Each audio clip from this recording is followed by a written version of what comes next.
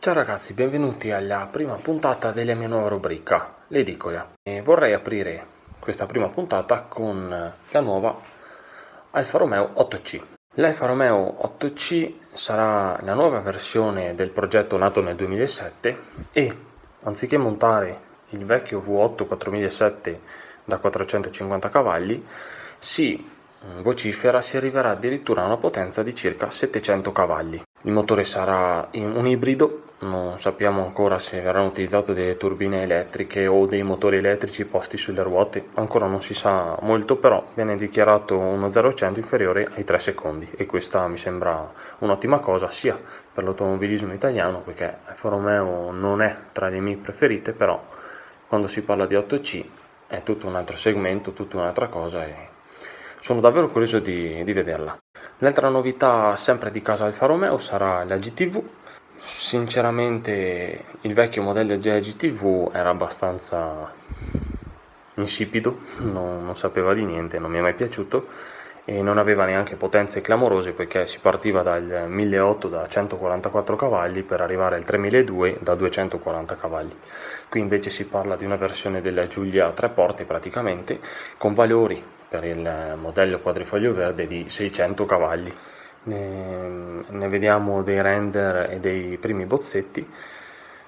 Anche qui viene dichiarato un impiego di ausili elettrici, non si sa appunto se motori, turbine o quale altra diavoleria, trazione integrale, quindi gli ingredienti ci sono tutti, la aspetto con ansia, non vedo l'ora di vederla. La novità riguarda Maserati, un'altra casa italiana, che dichiara un piano di lavoro con nuovi 8 modelli ibridi e 4 modelli elettrici, completamente elettrici. Ora, queste sono notizie che possono interessare perché usciranno dei nuovi SUV, sicuramente ne vedremo delle belle, ma principalmente ciò che mi ha incuriosito è l'erede della Gran Turismo, l'Alfieri. È un nome che abbiamo già sentito, una concept disegnata bellissima che davvero mi ha lasciato senza parole. Vedremo i dati dichiarati, vedremo appunto se Maserati riuscirà a costruire una GT davvero interessante. Le novità dal Giappone per questa settimana arrivano da Nissan con la nuova Nissan GT-R Nismo GT3, la R35 destinata alle competizioni.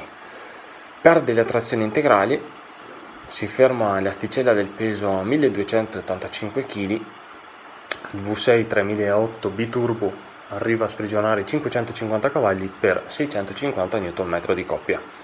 Ora questa versione è per la pista, quindi principalmente verrà venduta ai vari team e andrà a vedersela con la 911 GT3 per esempio. Le scuderie dovranno preparare sul piatto qualcosa come 475.000 euro per averne un esemplare e sinceramente, conoscendo il modello ormai sul mercato da tanti anni e sapendo la qualità della vettura, sinceramente per le rivali sarà una bella gatta da pelare. Una novità che mi ha incuriosito è la nuova Audi Q8. Viene dichiarata più corta del Q7, quindi l'idea è che sia un SUV un po' più atletico, però diciamo che già dalle prime immagini sicuramente Audi si tuffa nel futuro, poiché vediamo questi fari che almeno per quanto mi riguarda mi ricordano delle auto che si vedono nei film futuristici, quelle auto che non hanno un marchio ben preciso, però il fanale unico in coda mi ricorda questo. Anche gli interni sono abbastanza navicella spaziale, perché Audi per gli interni è leader del mercato a mio parere, ha degli interni sempre più belli, sempre più rifiniti, la qualità è molto molto alta di riferimento, quindi sicuramente sarà un salotto su ruote. I motori di questo nuovo SUV di casa Audi saranno disponibili in partenza il V6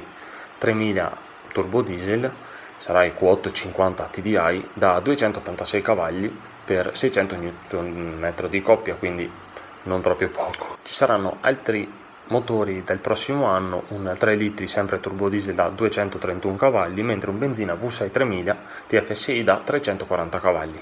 Per tutti i modelli è disponibile il cambio automatico a 8 rapporti con convertitore di coppia. La nuova Q8 viene dichiarato che può affrontare da sola gli incoronamenti del traffico al posto del guidatore, ne riconosce lo stato psicofisico e in caso di malore può tranquillamente arrestarsi e chiamare i soccorsi, il che è una cosa davvero molto positiva.